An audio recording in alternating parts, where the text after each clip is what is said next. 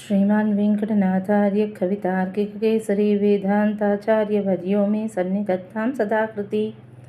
समर्पण पद्धति श्लोकं 111. वाक्ये घरीयसि पितुर्विहितेभ्य तृप्त्या मातुर्मनोरथमशेषमवन्त्ययिष्यन् मन्ये तदा रघुपतिभरतस्य तेने मातस्त्वयैव मणिमौलिनिवेशलक्ष्मीं.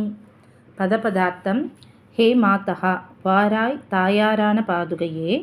ரகுபதிகி, ஸ்ரீராமனானவர், ததா காட்டிற்கு எழுந்தருளிய சமயத்தில், பிதுகு தகப்பனாருடைய, கரியசி நிரம்பப் பெரியதாக இருக்கின்ற, வாக்கியே காட்டிற்கு போக வேண்டுமென்ற வார்த்தையானது, விஹிதேபி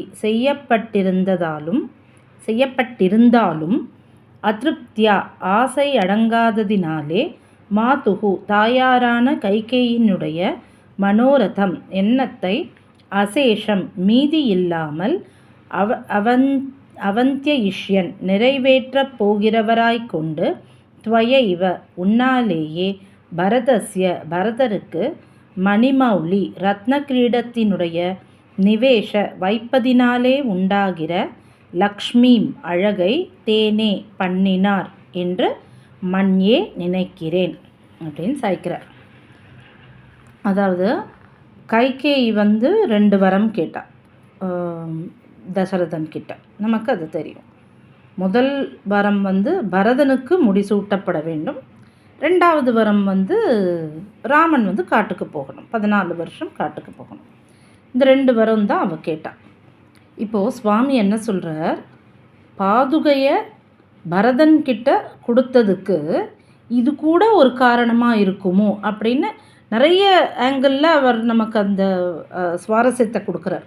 இதனால் இருக்குமோ, ஒருவேளை ராவணனை வதம் பண்ணணும், பாதுகை கூட எழுனா அவ புருஷகாரம் பண்ணிடுவா, அதனால் விட்டுட்டு போனாரோ, அந்த மாதிரி நிறைய ஆங்கிளில் அவர் யோசிச்சு இப்போ இப்படி ஒரு காரணமாக இருக்குமோ அப்படின்னு நமக்கு இந்த ஸ்லோகத்தை கொடுத்துருக்கார்.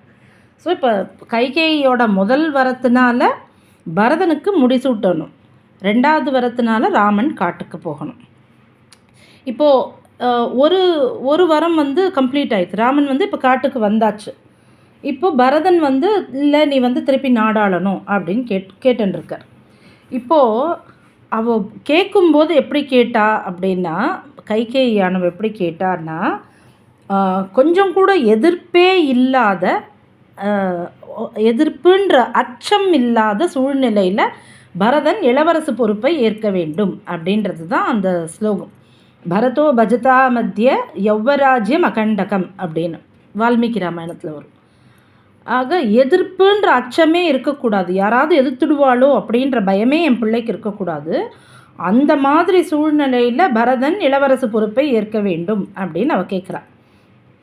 இப்போது பரதன் முடியாது, நான் ராஜ்யத்தை ஆள முடியாது அப்படின்ட்டார். ஆனால் இப்போ சுவாமிக்கு ராமனுக்கு என்னென்னா ஒரு குறையும். இப்போ எங்கள் அம்மா கைகேயியானவும் 2 வரம் கேட்டால், எங்கள் அப்பா 2 வரத்தையும் கொடுத்தார். ஆனால் ஒரு வரம்தான் இது வரைக்கும் கம்ப்ளை பண்ணப்பட்டிருக்கு, அதாவது நடந்து முடிஞ்சிருக்கு. ராமன் காட்டுக்கு வந்துட்டார். ஏன்னா ராமன் கைகேயி கிட்ட சொல்லும்போது சொல்கிறார், மன்னவன் பணியன்றாகில் நும்பணி மறுப்பேனா, என் பின்னவன் பெற்ற செல்வம் அடியேனன் பெற்றதென்றோ அப்படின்னு சொல்லியிருக்கார். ஆக இப்போ ராஜா சொன்னால் தான் நான் கேட்பேனாமா, நீ சொன்னாலே நான் கேட்பேனே, என் தம்பிக்கு ஒரு ராஜ்யம் வருதுன்னா அது எனக்கு கிடச்சா மாதிரி இல்லையா அப்படின்னுலாம் சொல்லிவிட்டு இவர் வந்திருக்கார். இப்போ திருப்பி இவர் ராஜ்யத்துக்கு வந்துட்டான்னா அந்த வார்த்தைக்கு அர்த்தமே இல்லாமல் போயிடும். பரதன் ஏற்றுக்கலைனாலும் இந்த வார்த்தைக்கு அர்த்தம் இல்லாமல் போயிடும். அப்பா கொடுத்த அந்த சத்தியத்துக்கும் ஒரு மீனிங் இல்லாமல் போயிடும் அப்படின்னு இப்போ ராமனுக்கு ரொம்ப கஷ்டமாக. ஐயோ பாவம், கைகேயி எவ்வளோ ஆசைப்பட்டு 2 வரம் கேட்டால், ஒன்று தானே பண்ண முடிஞ்சிருக்கு, இன்னொன்று பண்ண முடியலையே அப்படின்னு ரொம்ப வருத்தமாக. அதனால் என்ன பண்ணாராம், தன்னுடைய பாதுகையை பரதனுக்கு கொடுத்து அவனோட தலைமையில் அதை அவன் எடுத்து வச்சுக்கிறார் இல்லையா, பரதன் தலைமையில் தூக்கி வச்சுக்கும்போது அது ஒரு கிரீடம் மாதிரி இருக்கும்.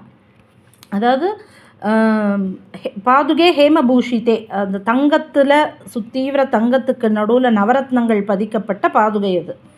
அப்போது ஒரு கிரீடமும் அப்படி தானே இருக்கும், தங்கத்துக்கு நடுவில் நவரத்னங்கள் பதிக்கப்பட்ட ஒரு கிரீடமும் அப்படி தான் இருக்குன்றதுனால இப்போ சுவாமி என்ன சொல்கிறாருன்னா, ராமனோட பாதுகையானது பரதனோட தலையில் இருக்கும்போது ஒரு கிரீடத்துக்கு சமானமாக இருக்குது அது.